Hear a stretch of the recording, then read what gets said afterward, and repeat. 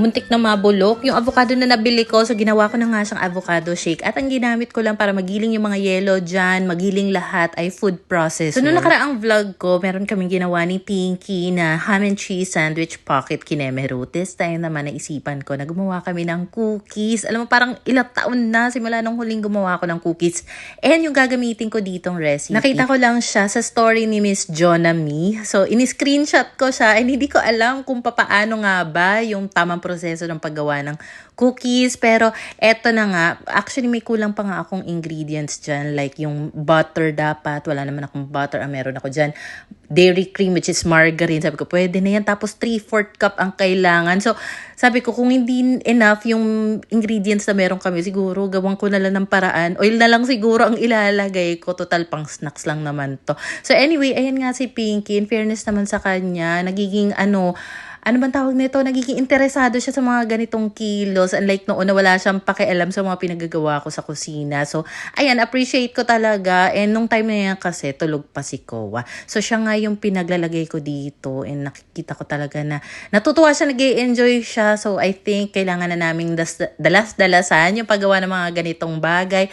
Bonding na rin namin mag-iina. Kaya nga, hopefully talaga magkaroon kami ng oven kahit yung maliit lang talaga. Dahil recently nga, di ba, kapag naggagawa ko ng kung ano-ano sa air fryer, lagi pumapalpak, nakakainis. So anyway, malalaman nga natin kung meron pang additional kapalpakan ang magaganap today. So meron kami ditong margarine and dapat daw melted. So ang ginawa ko, pinainit ko na lang yung dairy cream dito sa pan. Then pinainit ko siya doon gamit yung gasolite. So ito nga yung naging itsura niya. Para siyang yung crumbs sa ilalim ng mga cheesecake. So alam mo ba, parang ano ba to? Hindi ko talaga alam kung paano to. So tinawag ko na si Pinggoy. Sabi ko, Pinggoy, ikaw na nga bahala dito kasi hindi ko na alam yung gagawin. So since kulang nga ako sa butter, diba? Naglagay ako ng oil. Hindi ko na manatan siya na sobrang dami lang pala yun kasi dapat 3/4 cup ang kailangan. Siguro mga 1/2 cup lang yung meron akong margarine.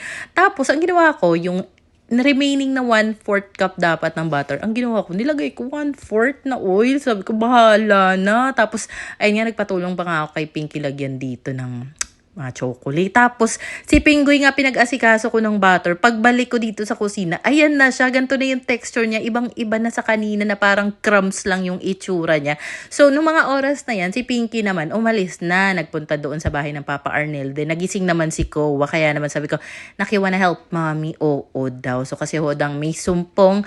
Nawala yung sumpong dahil nakita yung chocolate buttons dito. So, Goya nga pala yung brand ng chocolate buttons na gamit namin. And easy melt yata yung tawag dyan. So, siya yung pinaglalagay ko ng chocolate dito sa mga cookie dough namin. Pinreheat ko naman yung air fryer ng, I think, mga 10 minutes bago ako nagsalang ng first batch ng cookies. Taray! So, eto na nga yung mga gabundok na hugasin. So, tara at hugasan na muna natin. O, di ba, nandamay pa talaga siya. Pwede ikaw na lang. So, tumigil nga muna ako dahil narinig ko na nga yung ding na sound. So, ang una ko kasing ginawa, 10 minutes muna. So, ganyan yung itsura niya. Mukha naman siyang okay na, kaya hinango ko na. And sa first batch, 4 na cookies lang muna yung nilagay ko. So, eto na nga at maglalagay na tayo ulit ng cookie dough dito sa air fryer. And naisip ko, since maliliit siya, ginawa ko ng 6 pieces yung ilagay doon sa air fryer. So, balik naman ako dito sa lababo para maituloy nga itong gabundok nating hugasin. Medyo nagmamadali nga rin ako sa paghuhugas dito dahil ang gusto ko mangyari, bago man lang tumunog yung air fryer, matapos ko na nga itong mga hugasin ko. Pero ang ending,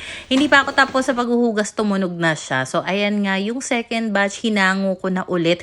And alam mo ba, napakasarap ng lasa nito. Ang sarap ng recipe ng cookies ni Miss Jonami. Kaso, dahil nga siguro sa mga kakulangan ko sa ingredients or hindi tamang process ng paggawa nito, kaya siguro ganyang ka-dark yung itsura niya, or maybe baka dahil sa sugar na ginamit ko. Kasi merong part dyan na brown sugar, which is dark sugar yung ginamit ko, dark brown sugar, Then, naglaga naman ako ng corn dahil gusto daw ito ni Kowa, pang merienda niya. Alam mo, kahit yung mais, ang mahal na ngayon kasi yung isang pirasong mais lang na ganyan, 35 pesos na, hindi pa luto yun, ha? Namiss ko tuloy yung dati naming apartment, meron kasing malapit na bilihan doon ng nilagang mais. Ang laki ng mais niya, bagong luto, tapos nasa 30 pesos lang yata isa, no? Next time nga mapadaan ako doon, bibili ulit. May mga times din talaga na kapag mag-film ako, kahit po na punasan ko yung lens ng camera ko, ng damit ko, hindi talaga siya maayos tulad na lang nito. Parang ma-fog siya, malabo. So, ang gagamitin ko nga pala is itong Scrub Mommy. So, bale, parang sticker patch lang siya na pwedeng idikit sa likod ng phone pag di ginagamit. So, ganyan na nga siya kalinaw after. Sobrang effective talaga ng mga products ng Scrub Daddy. Maraming kalat na naman dito sa lapag dahil ang gagaling talaga ng mga anak ko, magdodrawing-drawing, magkakalat-kalat na mga kung anik-anik. Pero kung may kukumpara before, mas matindi yung kalat nila noon. Pero ngayon kasi kahit paano medyo malaki-laki na sila, medyo na may minimize na, hindi na ganong kalalaan like dati. Pero kapag hindi mo kasi siya na-maintain or hindi mo nasundan talaga ng linis, talagang, ay, grabe talaga, mapapakamot ka na lang talaga ng ulo pag nakita mo yung mga naiwang kalat. Tapos minsan pa talaga, hindi maiwasan, magbunga nga talaga ako dito sa bahay. Lalo na kapag, kunyari kakalinis ko lang, tapos mamaya may kalat na naman, ay nako talaga namang, ingay talaga dito ng nanay na yan, kakabunga nga. And I think hindi talaga yung maiiwasan, lalo na't maliliit pa nga yung mga anak natin. Hindi man totoong salamin, talaga itong nasa pader namin, ang ginagamit ko pa rin panlinis dyan, glass cleaner, cause why not? Maganda naman siya talagang panglinis. At saka nagustuhan ko sa ganyang klaseng mirror kasi kahit malaglag siya, wag naman hindi siya mababasag na tulad ng mga glass dahil nga sticker lang yan kumbaga HD mirror sticker. Malinaw naman siya lalo na kapag malapit ka sa salamin. Pero kapag medyo inilayo mo nga yung mukha mo, katawan mo, medyo magwa-warp talaga yung face mo. Napunasan ko na rin yung salamin doon banda sa may sofa. So next naman ay itong table and chair ng mga bagets ko. And alam nyo na yan, Seaways ang madalas na ginagamit ko kapag meron akong kailangang linisin. Hindi ito sponsored at hindi rin product sample yung gamit ko dahil naubusan na nga ako niyan. So ang ending, binili ko na talaga siya. Diba? Parang ang bigat pa talaga sa loob na binili niya. Nasanay sa mga free sample pero kasi ang ganda talaga niya. So if ever na bet nyo or hindi nyo pala susubukan ang Seaways na multi-purpose cleaner, lagay ko yung link niyan sa comment section and nasa showcase ko rin yan. So syempre kahit itong maliit naming dining table, hindi pwedeng hindi natin yan punasan. So habang busy nga ako sa paglilinis dito, yung mag-aama ko nandoon sa labas and madalas talaga yung dalawang bagets nandyan, nakapatong sa lamesa. Diyan sila naglalarong madalas dahil nga 'di ba sa araw hindi na ako nag-aircon. So dapat talaga doon lang muna sila para hindi sila masyado mainitan dito sa loob ng bahay. Kaya ko rin minimize yung paggamit ng aircon namin, yung pagtitipid sa kuryente kasi parang nanghihinayang na ako na ang laki ng budget na napupunta sa pangkuryente namin. What if idagdag na lang yun sa pang-grocery? Parang okay lang sa akin gumastos pangkain, pang-grocery, pamalengke, kesa sa mga ibang bagay na baka pwede namang gawa ng paraan. For lunch naman, nakapagsaing na si Pinggoy, nakapagluto na rin siya ng minodilyo. So, yun yung may giniling na baboy na parang menudo. Paborito kasi yun ng papa ko. Tapos, binigyan din namin yung landlord namin. Gustong-gusto nila. And paborito kasi ni papa. So, lagi niya talaga nilolook forward na yan yung lutuin ni Pinggoy. Lalo na yung may mga pugo. Gustong-gusto niya daw yung pugo dyan sa minodilyo na yan. Nung araw pala na yan, tumawag ang ate Freya nila. Yung pinsan ni na Pinky, namimiss nga daw kung kailan sila pupunta. So, syempre, kapag ganon, either tumawag ang lolo, mami, granny, o kaya mga pinsan yan, automatic talagang pupunta yung mag-aama ko doon dahil ang lapit na nga lang namin, hindi pa namin sila mabibisita. Although, bihira lang din ako makasama. Gawa ng sa bahay pa lang, dami nang ginagawa, sasama pa. Habang nagtutupi nga ako dito ng mga damit, nag-binge watch ako ng K-drama. Natapos ko yung Our Unwritten Soul. Ang ganda niya. Hindi talaga ako bumangon ng kama hanggat hindi ko natatapos yung K-drama na yun. So I think mga alas 6, alas 7 na yata yun natapos. Nakaramdam na rin ako ng gutom dahil yung minodilyo, lunch pa lang, ubos na agad. Sobrang sarap kasi yung pagkakaluto ni Pinggoy. So dapat ang gagawin ko is ham and cheese sandwich. Total, inisip ko lahat naman ng mga ingredients na kailangan doon. Meron ako. So, ang bala ko is magpiprito ako ng ham. Tapos, ito-toast ko yung bread. Ganyan. May lettuce kami, may pipino, may cheese, merong sandwich spread o kaya mayonnaise. So, perfect. Ayan, nag-ready na nga ako dito sa, gasolet namin. So, nandito pala sa pink na food container, yung cookies na ginawa namin. Sobrang sarap nung lasa niya. Gusto-gusto ko talaga siya. Kaya naman, uulitin ulit namin siya next time. So, dahil nagugutom na nga ako, hindi ko na muna inuna yung mga hugasin. Ang uunahin natin, syempre, yung pagluluto ng pagkain. Hindi rin ako makalapit ng husto dito sa niluluto ko dahil yung napakalaki naming steamer nandyan sa lapag. Hindi ko pa talaga maipasok doon sa loob ng cabinet kasi iniisip ko, baka magluto ako soon ng puto, try ko ulit gawin. Kaso, Hindi na nga talaga nasundan. So, eto nga pala yung ham na lulutuin ko na sana. Frozen pa siya. So, usually kasi kapag tinatry ko siyang tanggalin, isa-isa gamit yung ganitong spatula ba yung tawag dyan, natatanggal naman siya. Pero this time, parang hindi uubra. So, naisip ko, hala, umiinit na nga itong pan dahil pinaandar ko na yung apoy. So, ang naisip ko, magluto na nga lang ako ng itlog dito dahil usually, kapag umuwi yung mga bagets galing sa kabila, naghahanap ng pagkain, nagugutom. So sabi ko, if ever lang naman na magutom sila, at least meron ng itlog dito at kanin. So yun na lang ang ipapag-dinner ko sa kanila. Dalawang itlog pa nga sana yung lulutuin ko dito. Kaso isa na lang pala yung natitira naming itlog. And madalas talaga kasi hindi ako nagpupunta ng tindahan. Si Pinggoy madalas ang nauutusan. Nauutusan, pinapakiusapan ko na bilhan ako ng something sa tindahan. And since wala nga siya, tinatamad din akong lumabas. So sabi ko, pwede na tong isang itlog. Kasa na yan sa dalawang bagets. Total dinner naman na. Hindi na pwede magpakabusog ng husto. So dahil matigas pa nga yung ham, sabi ko, ano kaya meron dito na pwede kong gamitin as palaman? So nakakita ako ng tuna. So dalawang maliit na can ng century tuna nga pala ang gagamitin ko. Isang maliit na sibuyas. So I think pwedeng-pwede na yan. Total na nakaraan, iisip kong gumawa ng tuna pie. So since medyo matrabaho yon, ma-effort, tapos kailangan pa ng itlog, wag nang magtuna pie, gawin na lang tuna sandwich. So ayan, at nagayat na nga ako ng sibuyas, nag-prepare din ako dito ng kakaunting pipino. Na-drain ko na rin yung century tuna para wala siyang sabaw-sabaw. Then sa dalawang maliit na can, ang nilagay kong mayonnaise, 3 tablespoon.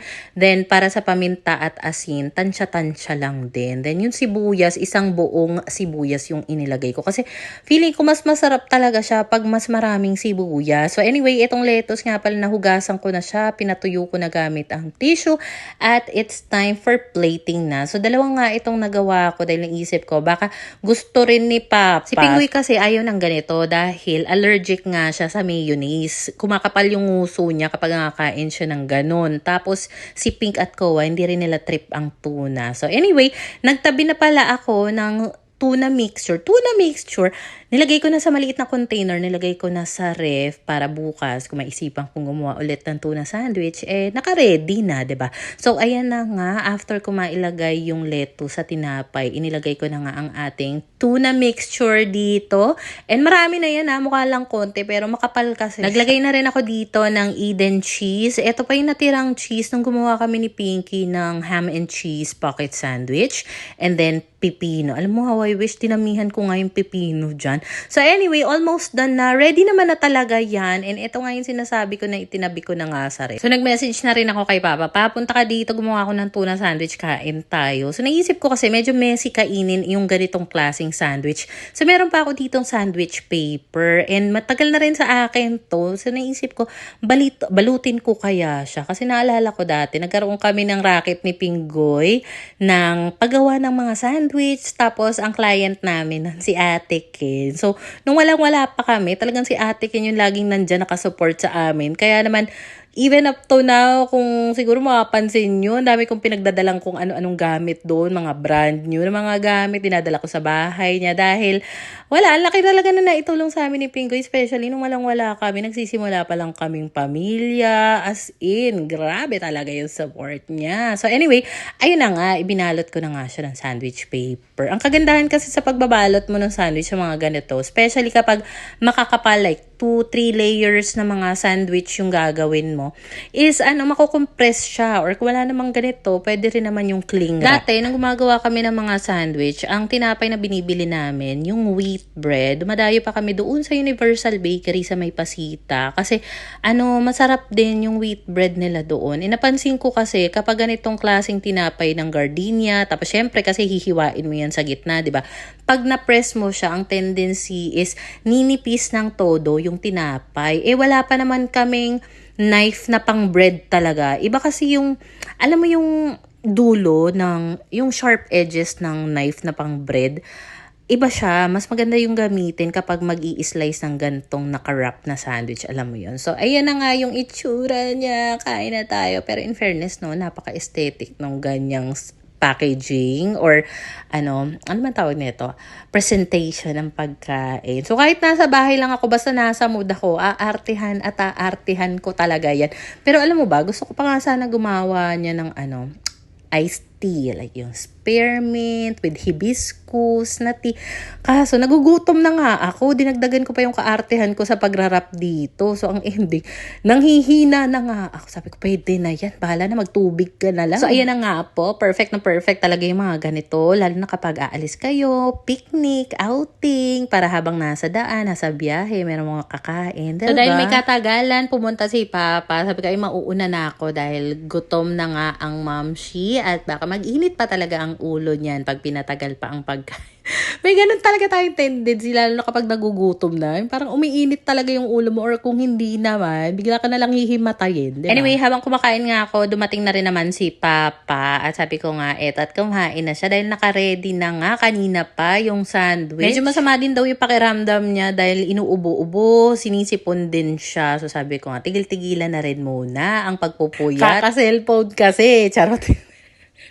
Minsan, diba, kapag matanda na talaga yung anak, ikaw na yung, kumbaga, mangungonsumi. So, habang kumakain nga kami dito, dumating na rin yung mag-aama ko. And tama nga, gutom, naghahanap ng food. Buti na lang meron ako na ipritong itlog dyan. So, pinakain ko na muna yung mga bagets ko, sinubuan ko na sila. Gawa ng feeling ko, inaantok na rin sila. So, after ko sila mapakain, tinutbrushan ko na rin sila. And pahinga konti, ayan, nandyan na sila sa higaan at inaantok na nga. So, dito ko naman naisipan na magpaka-busy. Actually, meron na akong na-upload na dedicated video nung inayos ko. Itong mga damitan namin. Kasi diba nilipat ko na nga yung mga damit ni Pinggoy dito sa isang cabinet.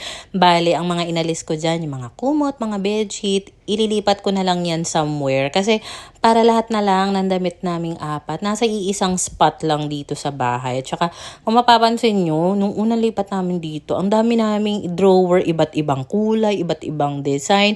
Ibang-iba na talaga yung ngayon kumpara noon. And meron mga nagtatanong dun sa video na yung nagtatanong kung ito bang ginamit ko na compression bag ay reusable. Yes po, para siyang ziplock. So, reusable siya. Yun nga lang, may option kasi dito na tanggalin yung hangin sa loob. So, ayun lang naman. Thank you for watching.